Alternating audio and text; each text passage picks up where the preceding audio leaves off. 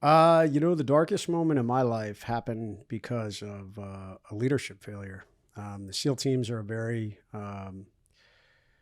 we're a hard, tough knit organization, and I think that's important in warrior culture. And we don't tolerate mistakes very well, and rightfully so. Lives depend on your ability to make good decisions. And if you're a leader and you're not making good decisions, then obviously now you're potentially placing people into, we're already in dangerous situation where there's a high risk of injury or death. So if you have a leader making bad decisions, then now that's just making that even more dangerous. And I was making some bad decisions as a young leader, and all of that culminated with a bad call on a mission in Afghanistan in September of 2005, where I made a decision to move down into a valley to support a team that was under fire. It was a bad decision. I won't get into all the nuances.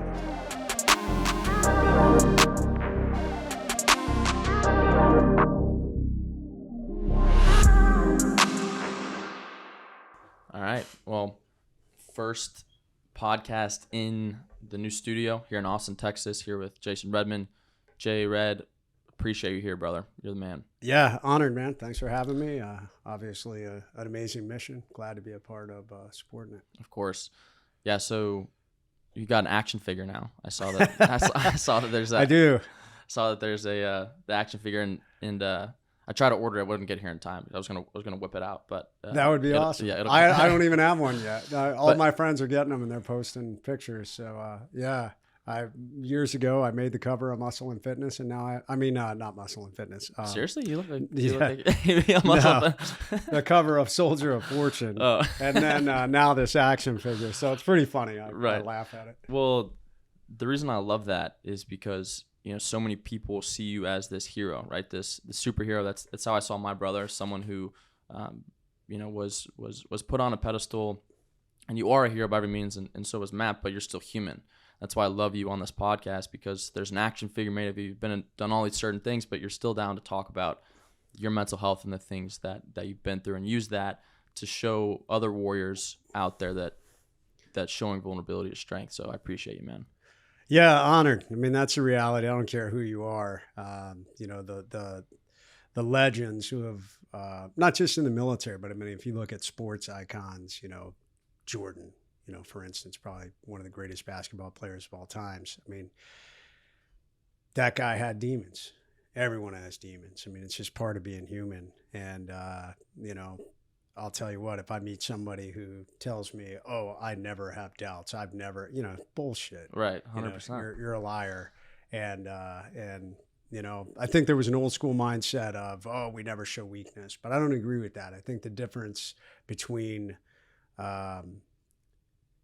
I think it's okay to show weakness and vulnerability as long as you never allow it to become an excuse not to execute. Absolutely. I think that's the difference. Yeah, and we've talked about this before on other podcasts, and I think that needs to, there needs to be a big difference between the two, right? Like you walk up and you're automatically saying, this has happened to me, that's happened to me. That's not vulnerability, right? Vulnerability is seeking help when you need it. It's talking about the things you need to talk to, but it's not doing it to seek attention. It's to do it because it's strong, and you have to do it to continue to protect other people to the best of your ability. Yeah. And this life is hard, man. We're inundated with information. We look up to other individuals and we're like, man, that guy or gal is awesome. And sometimes it's easy to look at people who have achieved success and greatness and be like, wow, I struggle because I have these doubts about myself, or I struggle because I fell down and failed in this area. And we look at this person and think, oh, well, that never happened to them, so I'll never be in their shoes. When the reality is, no one had this perfect path, man. I've had, my story is a story of failure and redemption. And it was just by grinding for it. So I share all of that. I mean, it's the heart and soul of my first book, The Trident. A lot of people don't realize if they've never read The Trident. The Trident's a story of failure. Right.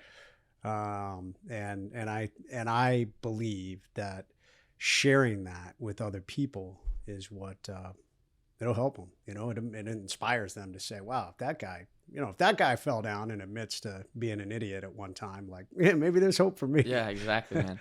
Yeah, and that's the whole point of the podcast, right? Is people are put on this pedestal, and in the warrior culture especially, right? people like yourself, special operators, you very high functioning, have done these so many great things, right? If we can allow you to share your story like you already have so many times, then other people can relate to it, and you're on the same playing field, right?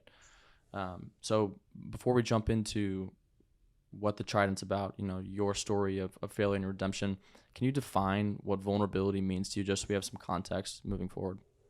I think vulnerability is being honest with yourself. It's admitting your weaknesses. It's admitting your doubts. It's admitting your darkness, if you will, and being willing to share it. It's a statement that I've used several times. Your ability to share your darkness, the doubts and the problems and the failures that we've had, that makes a difference in this life. And I think that truly is. I mean, I know a lot of, especially in the warrior community, we feel like I got to be harder than woodpecker lips and never show an ounce of doubt, whatever. I know some tremendous warriors who had doubts, who had problems, who had issues. And I think the difference is accepting that you have those things, but still, you have the courage to overcome them and execute them. And I think that's what vulnerability is, as opposed to this idea that, I'll never admit I've got a fault or a shortcoming or a failure or a doubt. I mean, I think good leaders are willing to say, hey, I messed this up, or hey, I had these doubts too, or, whatever it is, man, I got plenty of them. So, yeah. And I think that was going to be my next question is, where does vulnerability play into being a leader? And I think from your story, there's been a time where you were not vulnerable, and then there was a time that you were vulnerable. So throughout your journey of leadership, both in the military and then in the private and what you're doing now, where has vulnerability played into being a leader? Well, I think a lack of vulnerability, at which many people make this mistake. I think this is a token of immature leadership and also insecurity. It's an unwillingness to admit that I don't know everything, or I don't know how to do this, or I've got to figure it out on my own. And that's exactly the path that I walked when I was screwing up as a young leader. When I first got commissioned, the world had drastically changed. 9/11, I came into the military and kind of grew up as a young leader pre 9/11, which was really a peacetime military, and was sent off to school right after 9/11 happened and the world changed. We turned into a war-focused military, and I came back and was working with a lot of guys who now had combat experience at a very high level. It wasn't just, hey, they went and did a couple of missions. I mean, the SEAL teams accelerating in 03, 04, 05, up to the point that I did my first combat deployment as an officer. There was a lot of experience, and instead I was screwing it all up. And instead of humbling myself, which I think is a mark of a good leader, and being vulnerable is your ability to humble yourself and say, I don't know how to do this, or, hey man, I'm not sure about this. Can you help me? Leaning on others around you. And so for me, my unwillingness to be vulnerable almost ended my career. And there is a balance. I mean, you can't have a leader always going around saying, oh my God, I don't know how to do this. Yeah, or, right. Yeah. Oh my God, I'm afraid. Right. But at the same time, I think keeping those thoughts to yourself ahead of time and executing on them. But after the fact, I think perfectly okay to say, yeah, man, I had doubts too. Right. And I know that happens a lot. I speak to high level, perfect example of vulnerability. I've become really good friends with a high level entrepreneur, multimillionaire, capitalist, phenomenal guy, coach, and he's become a really great friend of mine. And the first time we met, we spoke on a stage down in Miami, Florida together. And man, there were some heavy hitters on that stage, right. And I remember, and it was kind of a mix of military and entrepreneurs, high level, multi-millionaire guys who had started companies and grew them into amazing things. And I remember meeting him the first time thinking to myself, God, what am I doing on this stage speaking with this guy? This guy's like, stud of studs when it comes to the business world. Right. And later we became friends, and he admitted to me, man, when I first met you, I was like, what am I doing standing on this stage with these, Navy SEALs? And so it's funny, but neither of us allowed it to impact our execution of what needed to be done. And I think that's a really critical thing for people to understand. Absolutely. Yeah, absolutely. So what So when it comes to the battlefield and what you just said kind of remind me to ask this question, but so when it comes to the battlefield, where do you think that vulnerability is appropriate and when is it not? Because I think that as a warrior, like you said, like you don't run around saying I'm afraid. You don't run around saying that I don't know what I'm doing, and especially when there's lives at hand. So when do you think it's appropriate to be vulnerable, and when do you think it is inappropriate to show vulnerability? I think almost any time on the battlefield, it depends on time is always working against you in this life. So if you're in a situation where, let's say it's a ambush situation, I mean, milliseconds make a difference. So you may think I have option A and option B. You don't really have time to, even if you have a doubt as to which direction you could go or what you should do in that situation, you don't have time. You're going to have to rely on experience, knowledge, and just going with your gut. Believe it or not, though, most of the time, even in combat, you actually have more time than you believe. As long as maybe you have a little bit of cover, you could be in the middle of a gunfight. If I'm standing behind a concrete wall and all my guys are behind a concrete wall, well, guess what? I have time. And that may be an opportunity to look at my team leader and say, hey, man, like I'm thinking A or B. What do you think? Yeah. So you're not unilaterally making that decision. You are now relying on the people around you. And I think there's a level of vulnerability with that because, and I think that's a sign of good leadership. Good leaders don't always have all the answers. And there's nothing wrong with that. Good leaders understand, hey, man, I surround myself with really smart, capable people.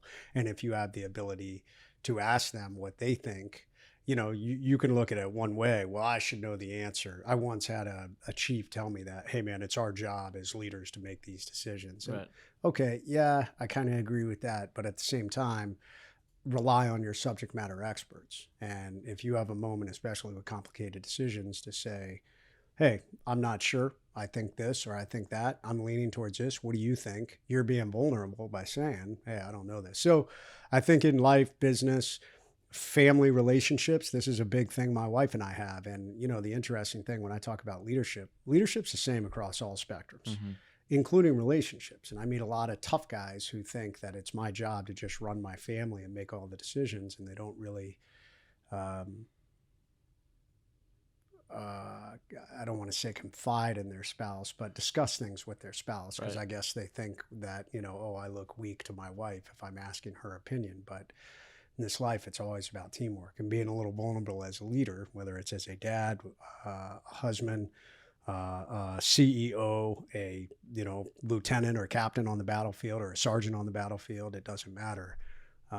Time is your number one thing, and then second is taking a look at that and saying, okay, do I have a moment to weigh these options with my subject matter experts? Yeah, absolutely. Do you have an example, a story of when you had to do that on the battlefield? Is there anything that comes to mind? Yeah, absolutely. So one night in June of 2007, we got into a huge firefight in Karma, Iraq. We were a lot of people out there have watched the Sean Ryan show, and it was the episode where DJ talks about taking a round in the chest in his body armor. We were having grenades drop down on us. We had wounded guys. We had women and children that we're trying to protect in the middle of this gunfight. Super chaotic. Right. And we had enemy fighters barricaded on the roof. And at one point, I was like, we got to take this roof. We got to take these fighters. And I told guys, hey, we need to go up and take this roof down. And one of my team leaders, Mark Weiss, who's no longer with us, said to me, Red, no, man, that is a suicide mission. So this is a great example of vulnerability as a leader. I know a lot of leaders who would say, screw you, I'm in charge, go do what I say. Right. But thankfully I had grown up a little bit and said, you know what, Mark, you're absolutely right. Like, that's a bad call. And took a moment to think about it and came up with a different plan. So that's a perfect example. I know oftentimes leaders feel the need to say, hey, if I made this call, you should follow it. If I say jump, you should say how high. I think good leaders, if someone questions them, there is a time and place. Like I said, time is of the essence. In that situation, we weren't immediately taking fire from that rooftop per se. No one was, there was fire coming, but it wasn't direct. Right. So there was a little bit of time to evaluate that situation. And I think that that's an example of when being vulnerable and showing vulnerability saved lives, right? Because you could have taken the first route and not have been vulnerable and not have sought help and expertise, and that could have led to your comrades dying, and your brothers dying. So going back to your definition of vulnerability and sharing your story to save other people, why don't we jump into your story of the darkest moment in your life? The darkest moment in my life happened because of a leadership failure. The SEAL teams are we're a hard, tough knit organization, and I think that's important in warrior culture. And we don't tolerate mistakes very well, and rightfully so. Lives depend on your ability to make good decisions. And if you're a leader and you're not making good decisions, then obviously now you're potentially placing people into, we're already in a dangerous situation where there's a high risk of injury or death. So if you have a leader making bad decisions, then now that's just making that even more dangerous. And I was making some bad decisions as a young leader, and all of that culminated with a bad call on a mission in Afghanistan in September of 2005, where I made a decision to move down into a valley to support a team that was under fire. It was a bad decision. I won't get into all the nuances, the tactical nuances. Right.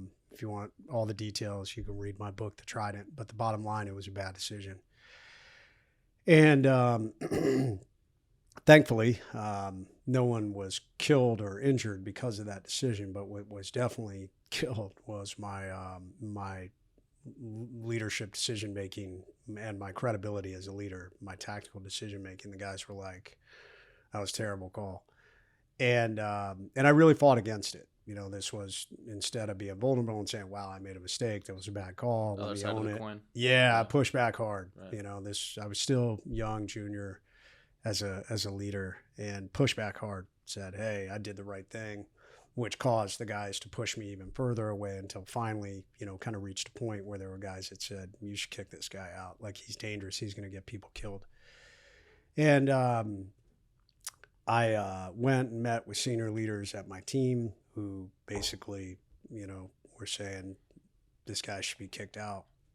Something in the SEAL teams, some were recommending for something in the SEAL teams we call a Trident Review Board, which means they convene and they decide, hey, should we take your Trident? The Trident is the emblem for the Navy SEALs, meaning they're revoking your ability or status as a SEAL. And I remember leaving that meeting, and that was the lowest I think that was definitely rock bottom. Like, how could this have happened? I mean, it's really hard to become a SEAL. It's very hard to become a SEAL officer. And to be told you don't measure up and we're thinking about kicking you out was like mind-boggling. And that was like, I thought about taking my life. I actually put a pistol in my mouth and was going to kill myself right there in Afghanistan. And thankfully, didn't. I saw a picture of my wife and kids on the desk and was like, "What are you doing?" And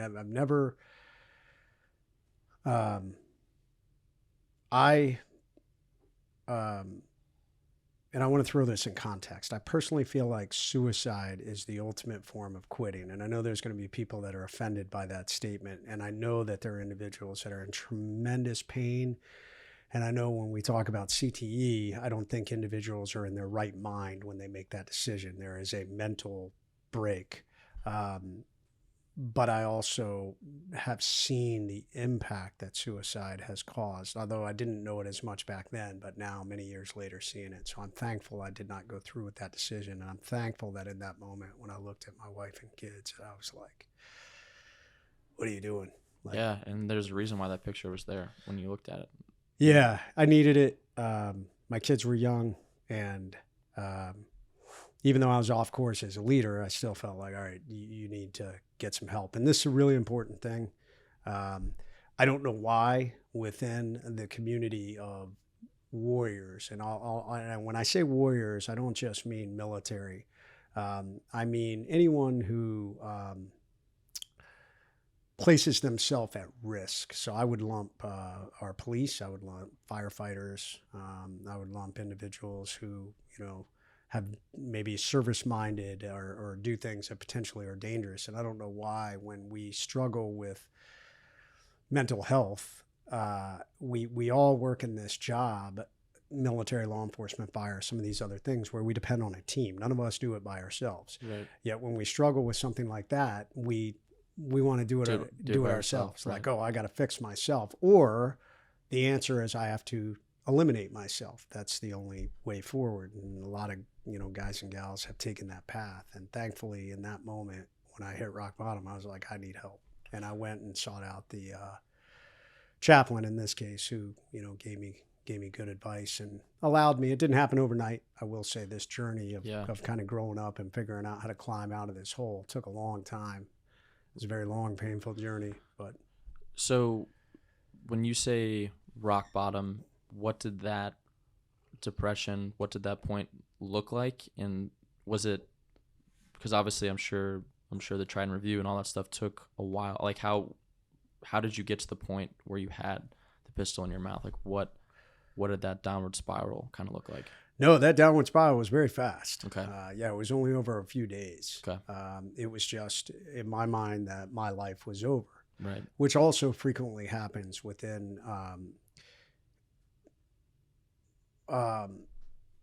as humans, we have a tendency to tie ourselves to titles and to things, if you will, whether it be a football team, and the uniform you wear on a football team, or it is a badge as a police officer, it is a fire helmet, I'm a firefighter, that's who I am. We tie our identity so tightly. In this case, it was being a SEAL, and we equate failure in that area with our identity. So we believe, hey, my life is over because something has happened. And oftentimes it's unfulfilled is the reality. Maybe we're injured and we think we're never going to be able to do this again, or maybe something has happened.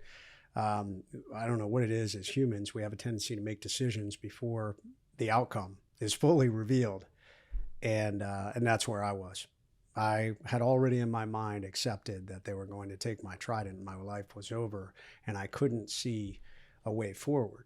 And definitely one of the things that I've learned with over a lot of time, a big thing that I speak on is so often in this life, we hit what I call the end moments. For all intents and purposes, that was the end moment for me. But the really unique thing about the end moments is they can become new beginnings.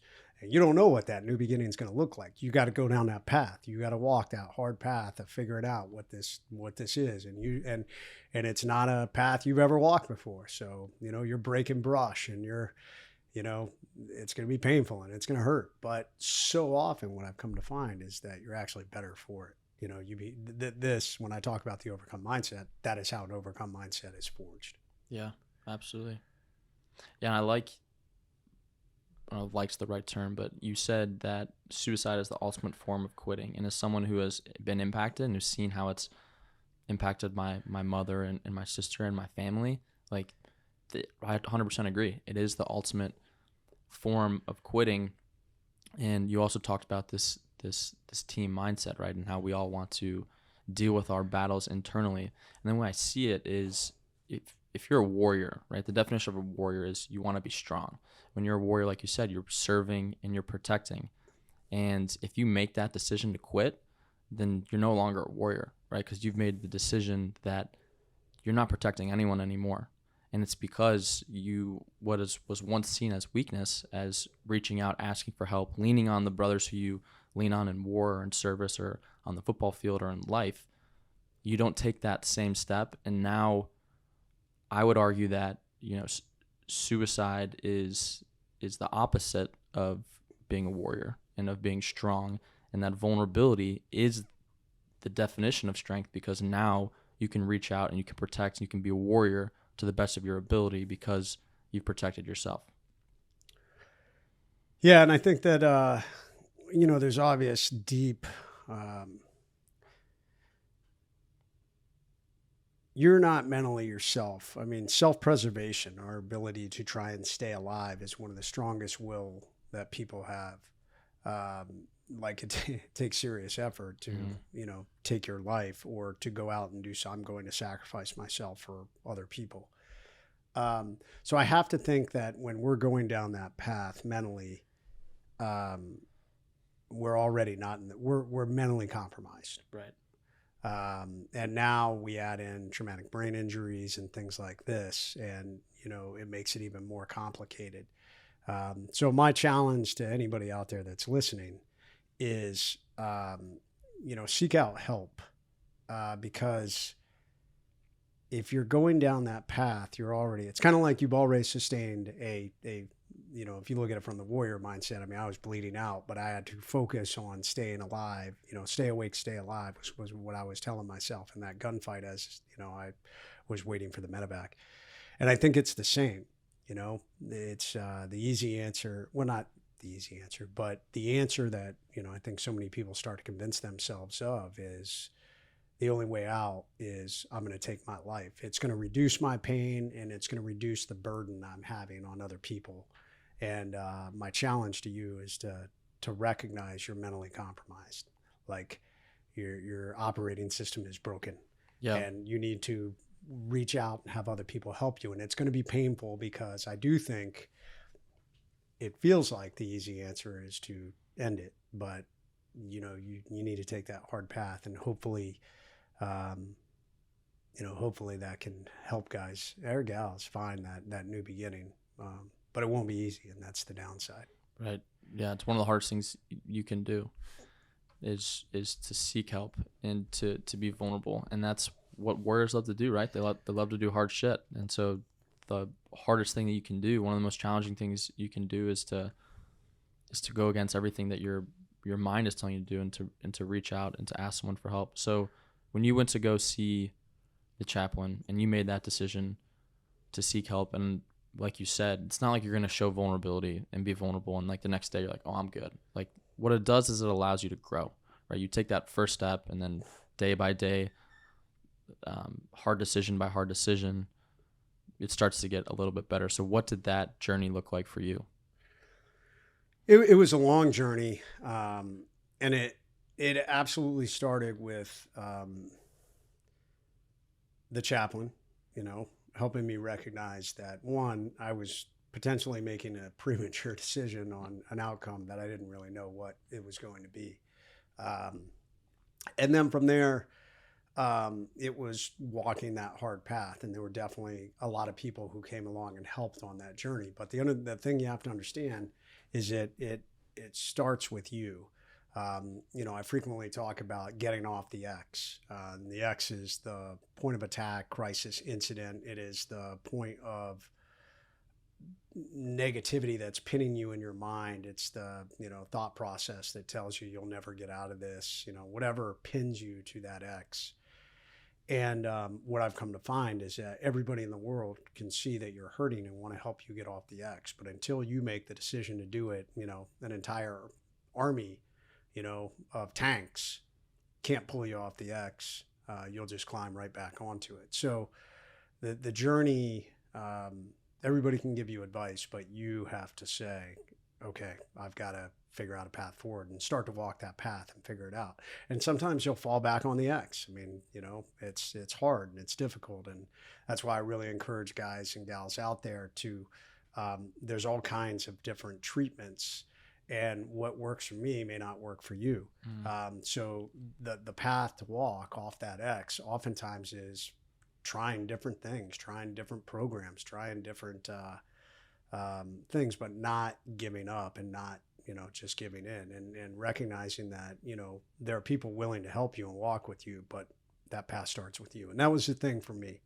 I got help, but at the end of the day, I had to walk. I had to walk that path. I had to slowly but surely win back the trust of my teammates. I had to prove I had the ability to do this job. And that took time. It took about 2 years to really build back that trust and my credibility. And I'll be honest, my confidence in myself was shaken. So that had to be rebuilt back up. And thankfully, I had great mentors who believed in me and gave me the opportunity to do that. But at the end of the day, it was on me. And I think that's what people have to understand.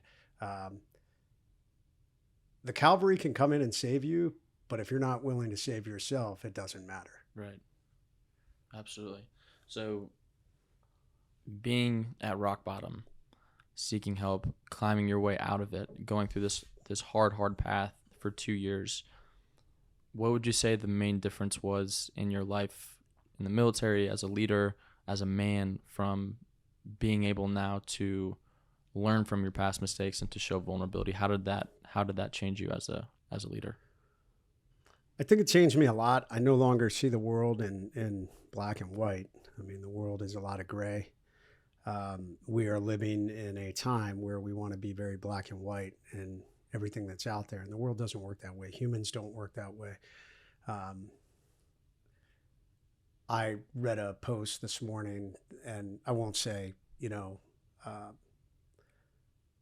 we're super divided politically right now in this country, and it's become very black and white. It's either this or that, and there's no room, there's no middle ground, and the world is not that way.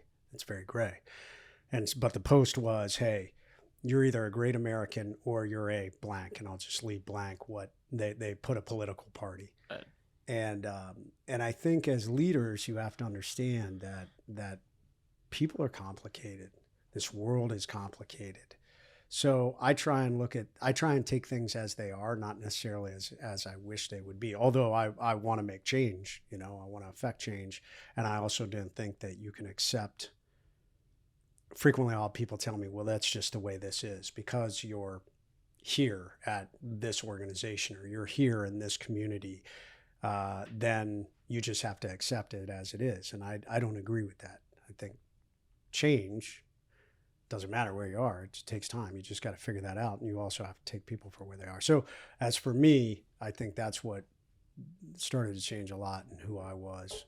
Right. Getting off that black and white mindset and more so being relatable to people, understanding why they think what they think and where they're coming from.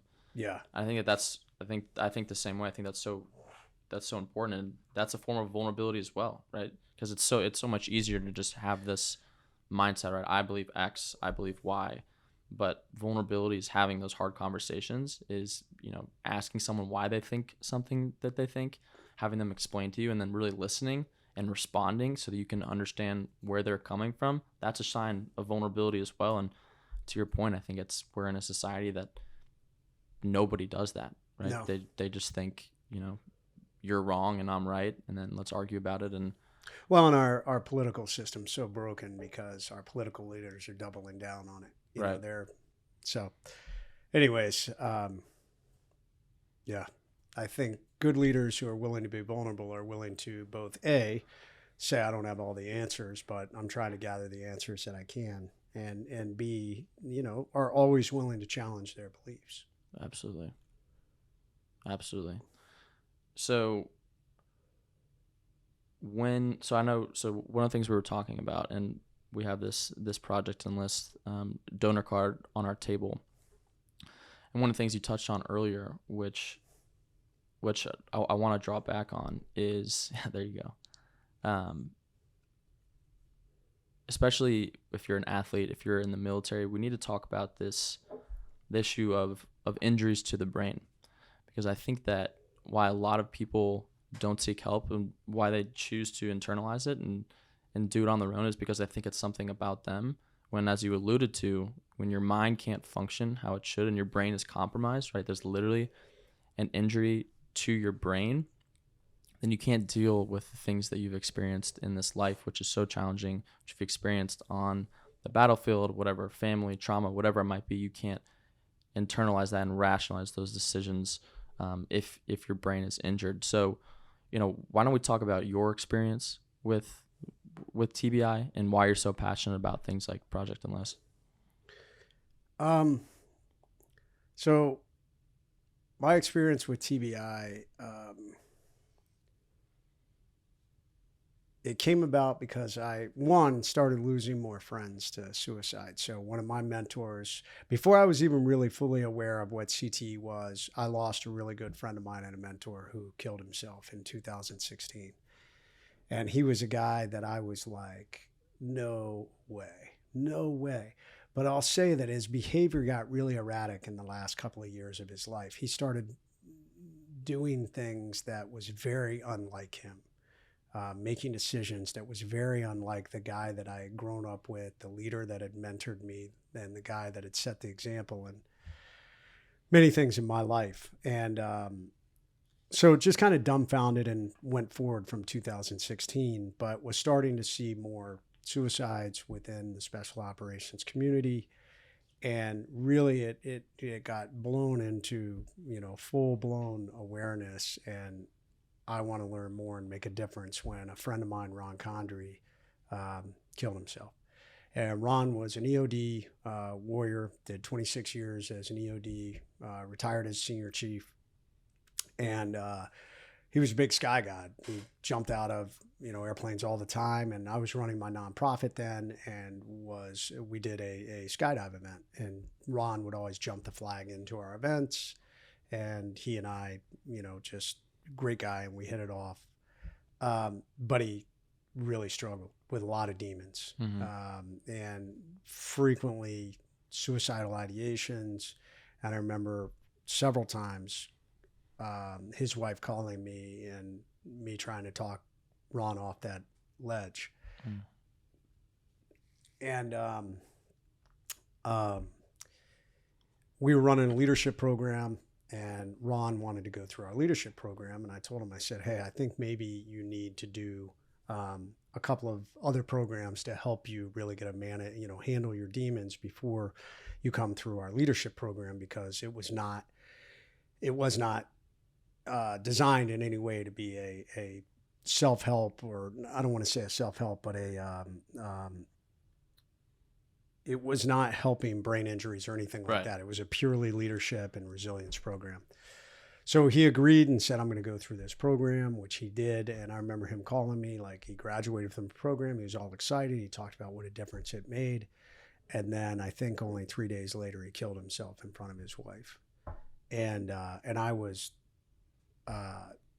blown away and devastated, and couldn't understand. I couldn't wrap my head around why. And the only thing I could start to come to wrap my head around is Ron was not himself.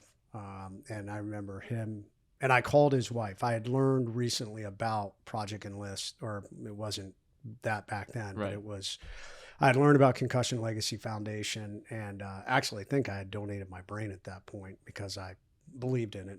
But I didn't have that full understanding yet. It wasn't like the punch in the face that Ron's death had caused to me. And I remember calling Nicole, and I can say all these names because Nicole is a big advocate for Concussion Legacy Foundation also. And I remember calling Nicole and saying, hey, you need to get Ron's brain autopsied. And I remember her and I talking a lot after that about, the changes in Ron's behavior. And I thought back to other friends of mine. Dave Collins was a SEAL that I served with, who was an awesome, awesome guy who was on my deployment in 2007, who killed himself in 2013. And the same pattern. And the more I started learning about other SEALs and special operations warrior who took their lives, there was almost always this massive change in personality and massive change in behavior that ultimately led up to a suicide. So coming full circle back to my mentor, Glenn Collins, same thing, erratic changes in behavior at the end. I wish I had known then what I know now, because I would have encouraged his wife to have him autopsied also. So that led me down this path of, well, what is CTE and what is traumatic brain injuries, and really trying to study and understand that. And, came to find out, hey, right now, there is no way to diagnose this, and there is no treatment. Right. Even if we had the ability to diagnose it, there's no treatment. It falls more similar to Parkinson's or dementia. So that further doubled me down on why I decided to donate my brain, because, definitely my brain has sustained some damage. I've went and done some testing, and they can see where there's damage to my brain. And at the end of the day, it's going to come down to research. And in order to do research, we need brains. Yeah. Yeah. And for the listeners who don't know, I'm the programs manager at Concussion Legacy Foundation, which Jay Red is on the the veteran advisory board there, and I'm equally as passionate about it.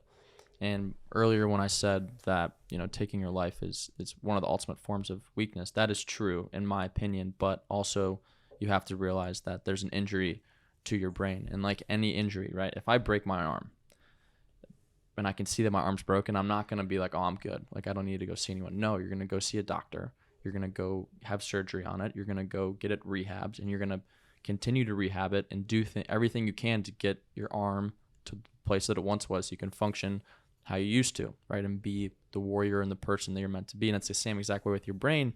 You just can't see it.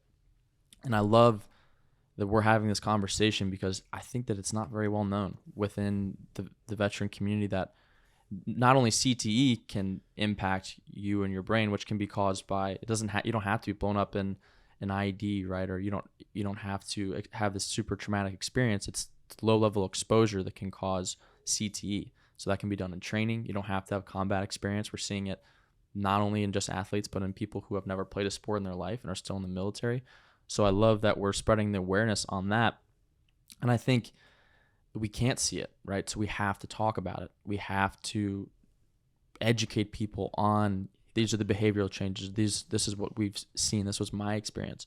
So with all the people you just mentioned, and I can talk about my brother and the changes I saw in his life, but what are some of the changes behaviorally that you saw that looking back at it, you had no idea what it might have been, but kind of consistently, what are some of those things, just so people listening, if they're experiencing it right now, then they can understand that, hey, this might be an injury to my brain and I'm not nuts. I mean, I would say a change in values. So somebody who really had steadfast, strong values, and suddenly their values went out the window. So, erratic decision-making, risky behaviors, big time mood changes. So individuals who maybe were really happy or really positive suddenly are really negative and really dour, snappy. I mean, I think all of these things, but I think just changes is the biggest statement there. If who they are is changing, drastically, and it's one thing, everybody has, tough days and maybe off. But I mean, if it's consistent and you're seeing really strange behavior, individuals who were really focused on family, and suddenly, I no longer care about my family. Those are the type of behaviors that, I saw in individuals. And oftentimes there are individuals who maybe they say, oh, there's something wrong with me. And a great example of that is Ryan Larkin. Ryan Larkin was a SEAL, West Coast SEAL, who I did not personally know Ryan, but I know his story. And I think he's a great example of an individual who had tremendous self-awareness and basically came back from multiple deployments and said, there's something wrong with me. Went to the military medical staff community and said, hey, there's something wrong with me. And they couldn't find anything wrong with him.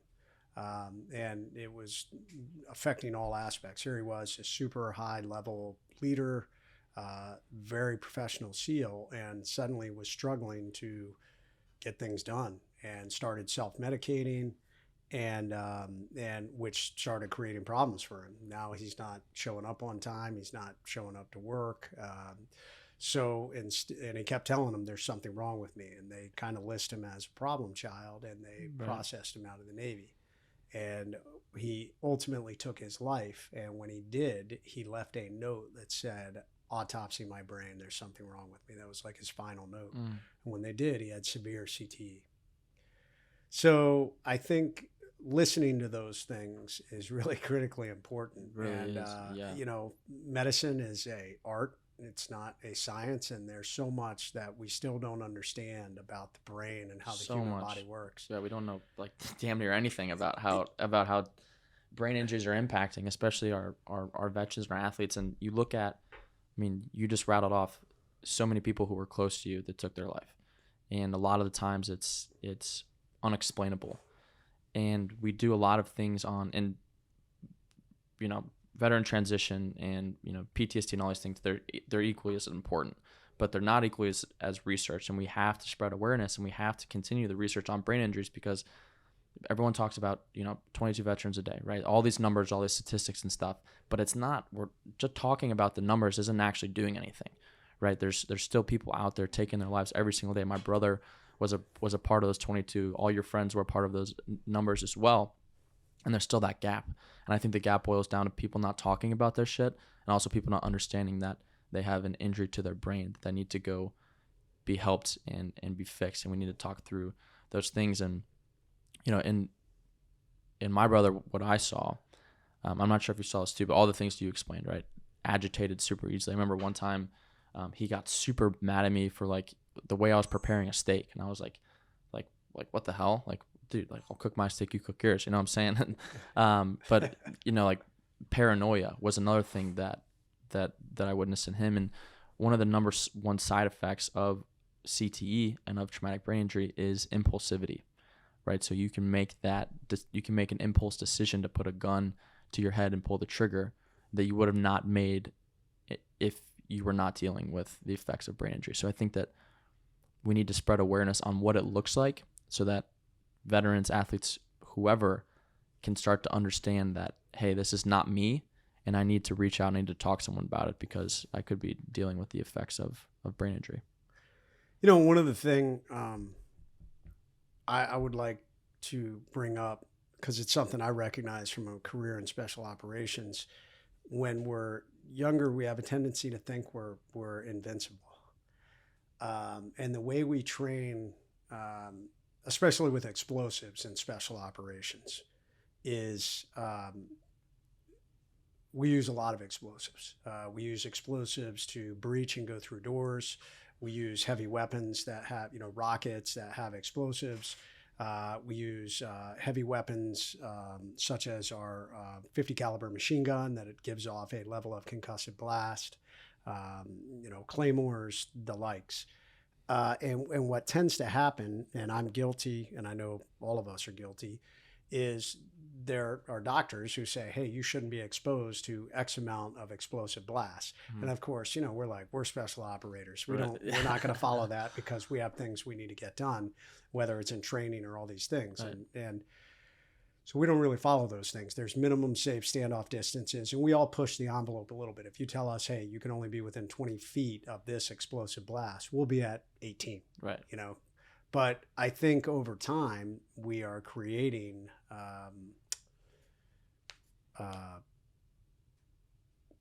micro concussions in guys repeatedly, and gals repeatedly. So I think that's something we really need to look at. Man, I want every advantage we have, of course, but at the same time, we need to make sure we're balancing that. So I would caution you, if you're listening to this, be smart about your level of exposure, because you don't know if you're doing long-term damage. Absolutely. Yeah. And there's more studies coming out now. We'll, I think, start to begin to look at the relationship a little bit, but I think it's also important for people to know that, like we said earlier, like it can be from training, right? It can be from assault rifles. It can be from, things like shooting off heavy artillery, being in tanks. You don't have to be in combat and to experience, some super traumatic brain injury to have to deal with the effects that come with it. And I think that a lot of people, the amount of suicides of people who have not seen combat I think it's more than the people who have seen combat, right? And it's, in my opinion, I think brain injuries and subconcussive blast are playing a huge part of that. And I always go, not back and forth, but to your point, like warriors are warriors, and they have to be dangerous, and they have to be trained, and they have to go out and they have to kill.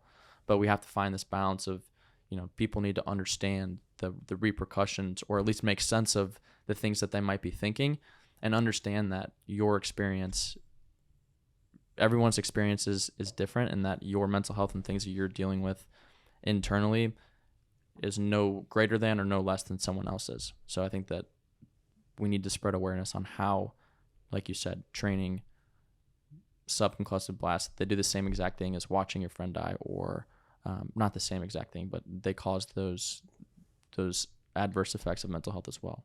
Well, I'd say it's actually really different. Yeah. Because you're talking about physical damage versus mental. So seeing trauma, which I will never downplay the impacts of trauma. Right. And trauma is trauma, regardless of where it came from, whether it came from combat, whether it came from, your buddy was killed in a training accident, or whether it occurred in, the civilian world, sexual trauma, whatever it is. But I will say the difference is with traumatic brain injury and CTE, it is an actual injury. It is no different from we chop your arm off. You have cellular damage. And most people don't understand that. So either one, equally hard, no matter what, you need to get help. Exactly. And they play off of each other. So you can't deal with trauma how your brain can't deal with trauma the way that it should if it's injured. So then we're creating this atmosphere and this environment where not only are you dealing with traumatic experiences of seeing something that no one is meant to see and having to deal with trauma in a healthy way, but also your brain isn't functioning how it should. So you have to deal with that, with trauma with a brain that's injured. But yeah, like you said, either way, the only way right now we can see TBI and we can see CTE and we can see mental health is to talk about it. And that's why we're on this podcast. And there's nothing stronger you can do than asking for help. So you alluded to it earlier in getting off the X, but as we start to wrap up the podcast, what's some advice you can give to a listener right now that was at the point where you were at, right? Had a pistol to his head, was in that rock bottom. What one piece of advice would you give them? I would say no matter how, don't buy into the lies. Don't buy into the lies that taking your life is going to, it may end your pain, but the problem is it ends it permanently. You have no idea what the future holds. You're making a decision. You're making a permanent decision on really a temporary problem. I mean, and then bigger than that, the impact on the people around you. I have just watched it happen again and again. I mean, it really, when you commit suicide, it is like a suicide bomb going off in all directions and impacting the people you love. And it's easy to say, I know there are some out there that say, well, nobody loves me because they're in a really dark place, but that's just not true. And the last side of that is you don't know what the future holds. So I would challenge you to get help. Get help. It's not going to be easy. There's going to be, there is no easy button. Like I said, like I talked about earlier, there are treatments that are out there, and you may try 5 different treatments that don't work for you, but maybe a 6th one does. Right. And there is no magic button. I find guys who think, well, if I do this treatment, it's just going to magically fix me. And that's not the case. Oftentimes it gets you to a place where then you have to continue to work at it, maybe for the rest of your life. But at least it gets you to a stable point where you can have a good life and a new beginning and get out of that deep, dark hole that you're in. So that would be my challenge. My other challenge would be donate your brain. Yeah, absolutely. Donate your brain. And I know for some people, they're like, man, I don't want to donate my brain, but you don't need it. When you're gone, you're gone, man. No matter what you believe in, no matter any of that stuff, you don't need it when you're gone. I mean, we're all going to decompose and go away or whatever it is. I mean, whether you're going to be cremated or whether you're going to be buried in the ground, you don't need your brain. And I just think it's kind of a cool way to give back to, whatever community you come from, especially if you're a veteran. It's a cool way to give back to the veteran community because your brain is going to go into, the brain bank where they're going to look and they're going to know, hey, this guy was a veteran. This guy was a infantryman, or this guy was a Marine, or this guy was a Ranger, whatever it is. And they're going to know, well, he probably was exposed to more blasts or whatever it is. And they'll be able to look at your brain and study it and understand. And maybe someday, we'll be able to prevent these things. Exactly. And as we talked about earlier, there's this gap right now, and we know not a lot about the brain, and the only way that we can learn about it is if we can study it, and we can study how TBI, how CTE is impacting our veterans, how TBI and CTE is leading to people taking their life, how it's leading to that switch of personality, that change of a person, and we know that it's true because we've experienced it in so many people, or you experienced so many people. I've experienced it with my brother. And just hearing these stories, I mean, it's true. We just need to be able to see it now. And the way to see it is through research. So absolutely pledge your brain, just like J Red did, just like so many different heroes did. And my last question for you, J Red, is, and I ask this to all the guests, but what does the 38 challenge mean to you? What we stand for, what does it mean to you specifically? I'd say it means honor and sacrifice. Your brother, Captain Brewer, he came into this military, went into the Naval Academy, and went on to serve his country. And I think that when we lose people, especially sometimes with suicide, there's a tendency with suicide to kind of wipe that under the table. It becomes this shame within families. And I think we have to continue to honor them. So there's that honor, and how do we take and turn this into a positive thing? And you've turned into a positive thing with 38 challenge, with Matt's number, his football number, and this hard evolution, and that becomes the sacrifice. Do hard things, navigating your way through a mental health crisis, whether it's caused by trauma or whether it's caused by a brain injury, is hard. It's hard. And for those of you out there that maybe are fortunate enough that you haven't had to experience that, then this is a cool way to give back and sacrifice a little bit. So you get to sacrifice in honor of a military hero, and you get to sacrifice in honor of figuring out how do we make a difference, to fight against traumatic brain injuries and CTE. Absolutely. Well, you heard it here from J Red. Be vulnerable, do hard shit. And that's what we're all about at 38 Challenge. Brother, I appreciate your openness to share your story. You continue to do so. Just your honesty and vulnerability. It makes you, a very, very strong, badass, and just awesome dude. So I appreciate you. Cheers. Cheers, Thanks, brother. man. Absolutely. Yeah.